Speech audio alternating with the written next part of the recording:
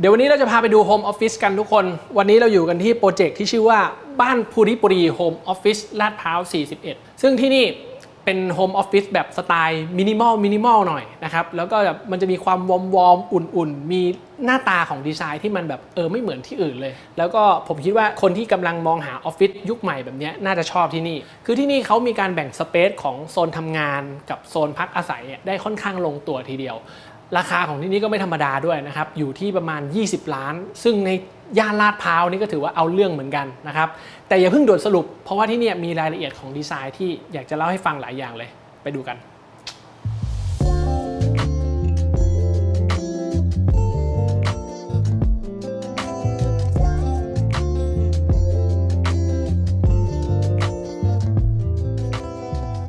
โครงการบ้านภูริปุรีเนี่ยทุกคน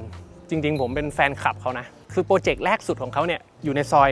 ตรงนี้นี่เองนะฮะโปรเจกต์แรกของเขาเนี่ยเป็นทาวน์โฮมเน้นเรื่องของดีไซน์แล้วก็เป็นโปรเจกต์สร้างชื่อให้กับแบรนด์ภูริปุรีเลยนะครับแบรนด์นี้เป็นแบรนด์ลูกของบริษัทแม่เขาก็คือ Assetwise ก็คือเป็น developer อสังหาที่เขาก็ทำโปรเจกต์แบบบ้านคอนโดอะไรต่างๆเยอะแยะมากมายใช่ไหมแต่ว่าทีมที่มาทำบ้านภูริปุรีเนี่ยเป็นเหมือนกับทีมพิเศษของเขานะครับที่เขาก็จะเน้นโปรเจกต์พวกทาวน์โฮมพวกโฮมออฟฟิศแล้วเขาก็จะมีดีไซน์มีลูกเล่นที่มันแบบแตกต่างไม่เหมือนกับบ้านทั่วๆไปอะไรอย่างเงี้ยแล้วผมก็รู้สึกว่าผมชอบที่จะติดตามผลงานของเขาเรื่อยมาซึ่งในวันนี้เดี๋ยวเราจะพามาดูโปรเจกต์ล่าสุดของเขานั่นก็คือบ้านภูริปุรีโฮมออฟฟิศลาดพร้าว41นั่นเองนะครับที่นี่เป็นโฮมออฟฟิศขนาด3ชั้นครึ่งทั้งโปรเจกต์นี้มีอยู่แค่6ยูนิตเท่านั้นนะฮะตั้งอยู่บนเนื้อที่ดินขนาดประมาณ30ตารางวาถ้าเกิดเป็นแปลงมุมก็จะประมาณ40กว่าตารางวานะครับแล้วก็พื้นที่ใช้สอยภายในเนี่ยจะอยู่ประมาณสัก300ตารางเมตรบวกลบนิดหน่อยนะจะเป็นทาวน์โฮมหน้ากว้าง 7.45 เมตรซึ่งตัวเลขนี้มีนัยสำคัญเหมือนกันแต่เดี๋ยวค่อยอธิบายให้ฟังนะครับอยากจะให้ดูฟาสาดดีไซน์ของตัวบ้านก่อนนะครับคือตัวบ้านเนี่ยเขาจะทำหน้ากากบ้านเป็นเหมือนกับแบบเป็นเสาทรงกระบอกหุ้มด้วยอลูมิเนียมคอมโพสิตที่มันจะมีลักษณะเหมือนกับเปลี่ยนจากเสากลมให้มันมีความเป็นเหลี่ยมขึ้นมามีความเป็นโพลีกอนขึ้นมานิดนึงนะฮะเวลาแสงแดดมันตกกระทบเข้ามาเนี่ยมันจะเกิดมิติเกิดเชดดิ้งเกิดแสงเงาที่มันสวยงามไม่เหมือนกับบ้านหลังอื่นๆแล้วก็มีเอกลักษณ์เป็นของตัวเองส่วนบริเวณชั้นล่างตรงนี้เขาจะทำเป็นส่วนของลานจอดรถนะครับก็จะสามารถจอดรถได้6คันก็คือซ้อนกันแบบ2-2-2ซึ่งก็ถือว่าเยอะนะสำหรับทาวน์โฮมเนี่ยจอดได้6คันนะครับแล้วก็ด้านข้างตรงนี้ก็จะเป็นพื้นที่สำหรับเก็บของนิดหน่อยและด้านในสุดจะมีห้องน้ำที่เขาสามารถใช้อาบน้ำได้ด้วยนะครับแล้วภายในนี้เขาจะมีลิฟต์ด้วยนะทุกคนซึ่งจะเป็นลิฟต์ที่เป็นออปชั่นเราสามารถติดเพิ่มได้นะครับโดยปกติทางโปรเจกต์เขาไม่ได้ติดมาให้อันนี้จะเป็นลิฟต์ของยี่ห้อ Arigo นำเข้าจากสวีเดนต่อมานะครับตรงนี้จะเป็นทางเดินสำหรับขึ้นไปยังตัวบ้านนะครับอยากจะให้ดูตรงนี้นิดนึงที่เขาทำดีไซน์ของตัวบันไดเนี่ยให้มันเชื่อมต่อกับพื้นที่นั่งใส่รองเท้าตรงนี้ดูแล้วน่ารักดีนะทุกคนตอนแรกก่อนหน้านี้เราพูดถึงว่าที่เนี่ยมันหน้ากว้าง 7.45 เมตรใช่ปะผมอยากจะอธิบายนิดนึงก็คือทาวน์โฮมในประเทศไทยเนี่ยตามกฎหมายเนี่ยเขาห้ามสร้างไม่ต่ำกว่า4เมตรนะครับซึ่งทาวน์โฮม4เมตรเนี่ยปัจจุบันไม่มีแล้วทุกคนมันไม่มีใครเขาทำแล้วมันเป็นตึกแถวสมัยก่อนหลาย10 ปีมาแล้วนะครับปัจจุบันเนี่ยเขาจะสร้างกันอยู่ที่ประมาณ5เมตร5เมตรครึ่ง6เมตรประมาณนี้นะครับ6เมตรก็ถือว่าเริ่มใหญ่แล้วแต่ 7.45 เมตรเนี่ยถือว่าใหญ่เป็นพิเศษเลยนะแล้วถามว่าพื้นที่ที่มันเพิ่มมาเนี่ยมันคือส่วนไหนนะครับมันคือตรงที่ผมยืนอยู่นี่แหละมันคือบันไดนะครับบ้านหลังนี้เราสังเกตว่าเขาเอาบันไดเนี่ยหรือส่วนของ circulation ทางเดินเนี่ยออกมาไว้นอกตัวบ้านก็คือพื้นที่ตรงนี้แล้วก็บันไดที่ขึ้นไปยังชั้น2ชั้น3ต่อไปด้วยนะครับการทำแบบนี้มันจะทำให้พื้นที่ใช้สอยภายในตัวบ้านเนี่ยมันใช้งานได้เต็มที่ขึ้นเพราะว่ามันไม่ต้องเผื่อพื้นที่ให้กับบันไดแล้วพอบันไดมันอยู่ข้างนอกปุ๊บข้างในก็ใช้งานได้เต็มที่เลยต่อมาครับเราจะขึ้นมาที่ชั้น2นะฮะชั้น2เนี่ยจะเป็นพื้นที่โซนออฟฟิศหมดเลยนะครับเป็นพื้นที่นั่งทำงานแบบเต็มฟลอร์เลยจริงๆชั้นเนี้ยเขาจะให้มาเป็นโล่งๆเลยไม่ได้กั้นผนังนะครับอันนี้คือเรามากั้นเองแต่มาดูว่าที่เขาทำเนี่ยมันเป็นยังไงบ้างอันนี้ก็คือจะเป็นโซนนั่งทำงานของพนักงานนะครับสามารถใส่โต๊ะทำงานได้ประมาณแบบ8ที่นั่ง10ที่นั่งนี่ผมว่าสบายๆเลยนะแต่ว่าที่เนี่ยเขาจะใช้โต๊ะทำงานรวมถึงชั้นวางของเนี่ยเป็นเฟอร์นิเจอร์แบบบิวต์อินทั้งหมดเลยนะครับไม่ว่าจะเป็นโต๊ะอันนี้ชั้นวางของตรงนี้ด้านข้างตรงนี้หรือข้างใต้ก็มีชั้นวางของอีกนะครับด้านหลังตรงนี้ก็จะเป็นชั้นวางของบวกกับโต๊ะทำงานเคาน์เตอร์ซึ่ง การที่เขาใช้ built-in เนี่ยมันจะทำให้ maximize พื้นที่ใช้งานนะครับคือมันจะสามารถเพิ่มจำนวนคนให้มันสามารถนั่งได้เยอะๆหน่อยซึ่งมันเป็นเรื่องสำคัญของการทำออฟฟิศไงแล้วก็อีกอย่างหนึ่งที่อยากจะให้ดูคือฝ้านะครับที่นี่เขาจะเปลือยฝ้านะทำเป็นแบบลอฟหน่อยบางคนจะรู้สึกว่าเฮ้ยเปลือยฝ้าแบบนี้ก็คือลดต้นทุนดิประหยัดต้นทุนเปล่านะฮะจริงๆแล้วทำแบบนี้แพงกว่าการทำให้โชว์งานระบบได้แบบนี้มันจะต้องทำงานระบบให้เนียบทั้งหมดเลยนะครับซึ่งมันจะดูเรียบร้อยกว่ามากเราสามารถมองเห็นแนวท่ออะไรต่างๆพวกนี้ได้หมดเลยซึ่งมันจะทำให้เราเมนเทนแนนซ์ง่ายแล้วก็จะได้ระยะฝ้าที่มันสูงขึ้นด้วยตรงนี้ฝ้าประมาณ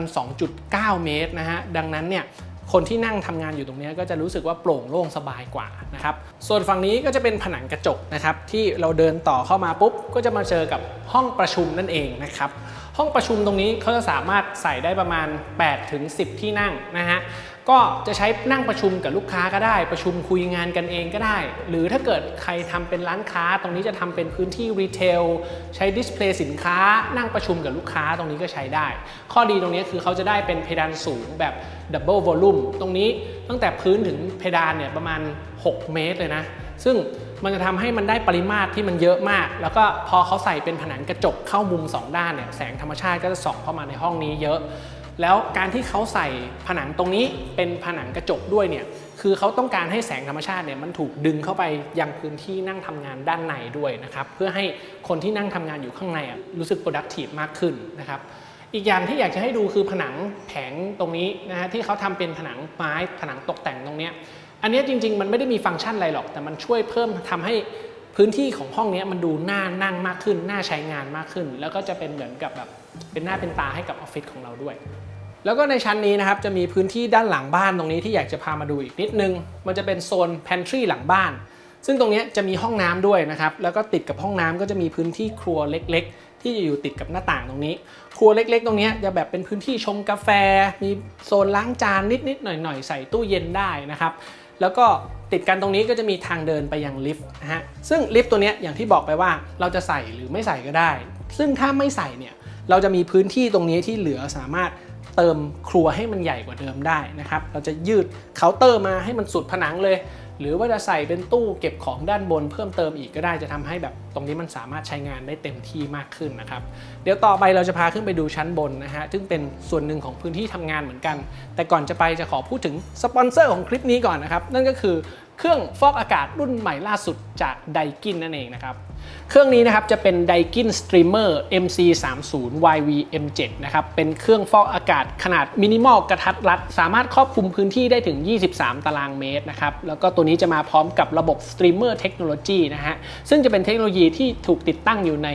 เครื่องฟอกอากาศของ Daikin ทุกรุ่นรวมถึง Air Daikin รุ่น Streamer Series ด้วยนะครับเทคโนโลยีนี้ก็จะเป็นเทคโนโลยีการฟอกอากาศที่เขาได้รับรองจากผลวิจัยในปี 2022 ด้วยนะครับว่าสามารถยับยั้งเชื้อไวรัสได้ถึง 99.9% นะครับและนอกจากนั้นก็ยังสามารถกรองฝุ่น PM 2.5 ยับยั้งเชื้อแบคทีเรียเชื้อราสารก่อภูมิแพ้หรือกลิ่นไม่พึงประสงค์ได้อีกด้วยนะครับทำให้เราสามารถใช้ชีวิตอยู่ในบ้านหรือในออฟฟิศของเราได้อย่างปลอดภัยและมั่นใจนะครับซึ่งถ้าเกิดใครซื้อวันนี้จนถึง31 พฤษภาคมนี้นะครับเราก็จะได้รับโปรโมชั่นที่ร้อนแรงที่สุดแห่งปีนะฮะ Daikin Summer Big Deal คุ้ม4ต่อที่ 1 ลดสูงสุด 3,000 บาทต่อที่ 2 ผ่อนนานสูงสุด 0% 10 เดือนต่อที่ 3 คือเมื่อซื้อ3เครื่องขึ้นไปนะฮะรับส่วนลดเพิ่มอีก 5,000 บาทกลายเป็นสูงสุด 8,000 บาทเลยทีเดียวนะครับและคุ้มที่ 4 คือขยายการรับประกันอะไหล่ทุกชิ้นส่วนจาก1 ปีเป็น2 ปีนะครับเลือกที่สุดของแอร์เลือกไดกินตัวจริงระดับโลกขอบคุณที่สนับสนุนคลิปนี้ครับต่อไปนะครับเราจะเดินขึ้นไปยังชั้น M นะครับซึ่งก่อนที่จะขึ้นไปอยากให้ดูบันไดเขาก่อนคือบันไดของที่เนี่ยมันจะเป็นบันไดที่มีแต่ลูกนอนเห็นปะมันไม่มีลูกตั้งตรงนี้ก็คือโฟลว์ผ่านได้นะครับอันนี้มันได้ประโยชน์2อย่างแรกคือแสงธรรมชาติมันจะส่องผ่านได้มันทำให้บันไดมันดูไม่มืดไม่ทึบลมก็โฟลว์ผ่านได้เหมือนกันแปลว่าอากาศเนี่ยมันไหลจากข้างล่างขึ้นไปข้างบนได้นะครับตรงชานพักแต่ละจุดเนี่ยมันจะมีหน้าต่างด้วยเราสามารถเปิดหน้าต่างออกในแต่ละชั้นเพื่อให้ตรงนี้มันรู้สึกแบบมันมีอากาศที่มันถ่ายเทได้ดีนะครับแล้วพอเราเดินขึ้นมาถึงข้างบนตรงนี้เราจะมาเจอกับชานพักบันไดที่เขามีกระถางต้นไม้ขนาดใหญ่ตรงนี้อยู่อันนี้เราสามารถปลูกไม้ยืนต้นแบบนี้ได้นะครับ คือทาวน์โฮมอ่ะมันเป็นบ้านที่มันไม่ค่อยมีสวนอยู่แล้วทุกคนดังนั้นการที่มันมีพื้นที่สีเขียวตรงนี้ในแต่ละชั้นเนี่ยมันช่วยทำให้แบบมันรู้สึกแบบใกล้ชิดธรรมชาติมากขึ้นอีกหน่อยแล้วตรงนี้ตรงบริเวณโถงบันไดเนี่ยเขาจะทำเป็นสกายไลท์ซึ่งสกายไลท์ข้างบนเนี่ยมันจะแสงอาทิตย์จะส่องลงมาได้แต่ว่าเขาจะทำเป็นหลังคากระจกนะก็คือฝนตกจะไม่เปียกแต่ว่าแสงส่องผ่านได้ซึ่งมันได้2ประโยชน์อีกเหมือนกันก็คือทำให้ตรงนี้มันดูสว่างกับมาช่วยทำให้ต้นไม้มันสังเคราะห์แสงได้มากขึ้นมันก็จะเจริญเติบโตได้ดีขึ้นส่วนพื้นที่ชั้นลอยเนี่ยตรงนี้เขาก็ยังทำเป็นออฟฟิศสำหรับนั่งทำงานอยู่นะครับก็สามารถขึ้นมานั่งทำงานกันได้แบบ6คน8คนก็สบายๆด้านข้างตรงนี้ก็ยังใส่เป็นผนังกระจกที่แบบช่วยดึงแสงธรรมชาติเข้ามาในห้องนี้ได้ด้วยคือพื้นที่ชั้นลอยตรงนี้เขาทำเผื่อไว้ว่าบางทีชั้นล่างสุดของเราเนี่ยจะทำเป็นโซนต้อนรับลูกค้าก็ให้แบบลูกค้ามาเจอกันข้างล่างส่วนพนักงานเนี่ยอาจจะอยากขึ้นมานั่งทำงานข้างบนแทนนะครับเขามีการแบ่ง access ที่มันไม่รบกวนกันก็คือพนักงานสามารถเดินขึ้นมาตรงนี้โดยที่ไม่ต้องผ่านช็อปด้านล่างได้เลยก็ได้นะครับแล้วก็สมมุติว่าบางทีเราซื้อที่นี่แล้วอยากจะปล่อยเช่าแล้วปล่อยเป็นชั้นๆแต่ละชั้นเป็นคนละออฟฟิศกันก็สามารถทำได้นะครับเพราะว่าเขามีการเตรียม access ที่มันไม่รบกวนซึ่งกันและกันมาให้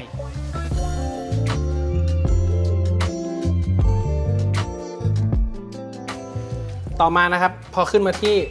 ชั้น3เนี่ยตรงนี้ก็จะเป็นโซนของส่วนพักอาศัยแล้วต้องบอกก่อนว่าโซนที่พักอาศัยของบ้านหลังนี้มันไม่ได้ใหญ่มากนะมันขนาดประมาณคอนโด1 เบดฟูลฟังก์ชันห้องหนึ่งอ่ะซึ่งมันจะเพียงพอสำหรับการอยู่อาศัยประมาณคนหรือ2คนอาจจะเป็นคนโสดเพิ่งแต่งงานยังไม่มีลูกอะไรประมาณนี้นะครับที่อยากได้บ้านอยู่ติดกับออฟฟิศตัวเองก็เลยเลือกเป็นที่นี่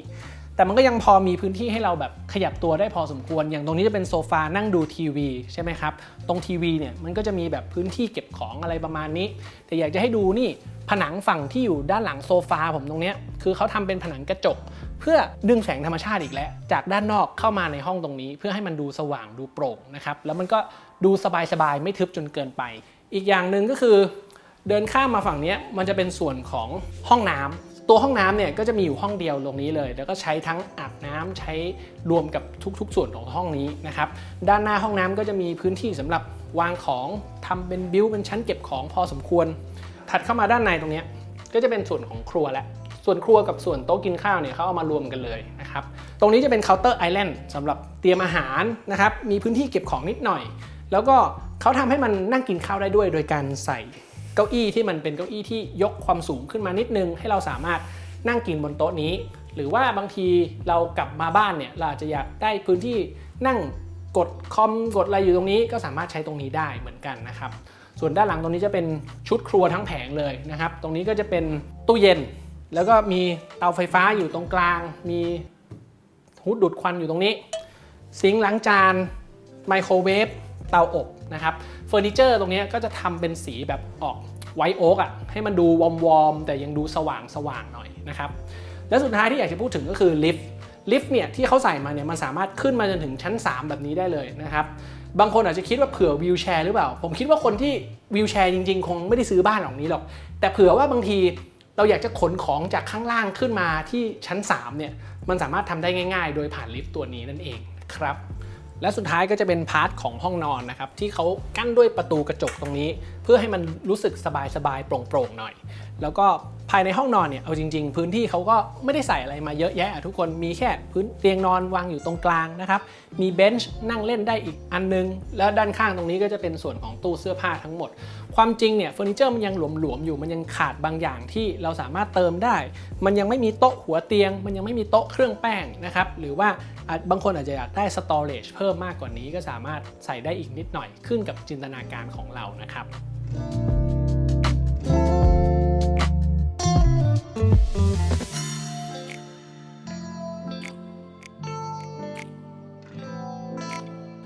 โอเคเดินดูบ้านจบเรียบร้อยนะครับทุกคนสำหรับบทสรุปของบ้านภูริปุรีอันนี้นะฮะผมจะบอกว่าที่นี่เป็นโฮมออฟฟิศที่ออกแบบได้ดีมากที่หนึ่งเลยนะคืออันดับแรกเขาให้ความสำคัญกับเรื่อง flow มากๆนะครับก็คือการใช้งานจะสังเกตว่าในแต่ละชั้นเนี่ยมันมีฟังก์ชันที่ complete จบในของตัวเองแล้วก็การเข้าออกในแต่ละชั้นเนี่ยมันจะมี access ที่แยกกันในแต่ละชั้นที่ชัดเจน ซึ่งมันสร้าง privacy ให้กับคนที่ใช้งานอยู่ที่นี่สมมุติว่าเราอาศัยอยู่ข้างบนนะครับแล้วเราจะเดินขึ้นบ้านเราไม่จำเป็นจะต้องเดินผ่านชั้นออฟฟิศข้างล่างนะครับและในขณะเดียวกันสมมุติว่าเรามาทำงานที่นี่เราก็ไม่ต้องไปรบกวนคนที่เขาอยู่อาศัยเป็นบ้าน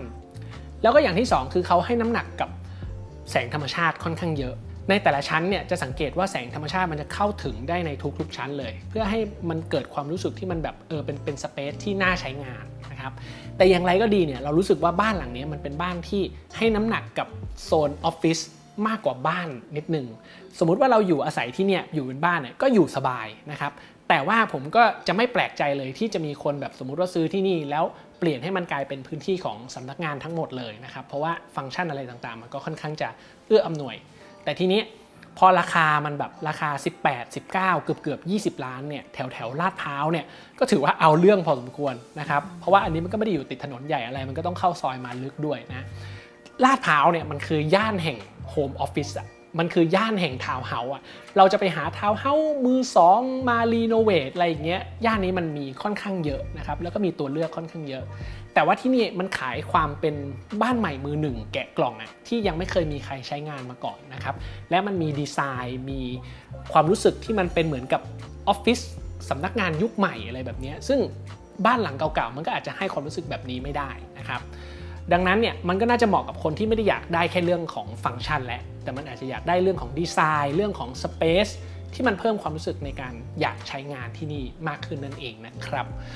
ก็จบแต่เพียงเท่านี้นะฮะสำหรับบ้านภูริปุรีโฮมออฟฟิศลาดพร้าว41นะครับก็ถ้าเกิดใครมีสถานที่เจ๋งๆที่อยากให้เราไปรีวิวอีกก็อย่าลืมติดต่อมานะฮะทางคอนแทคข้างล่างนี้นะครับแล้วเดี๋ยวบูมทลิตขอลาไปก่อนเจอกันใหม่บ๊ายบาย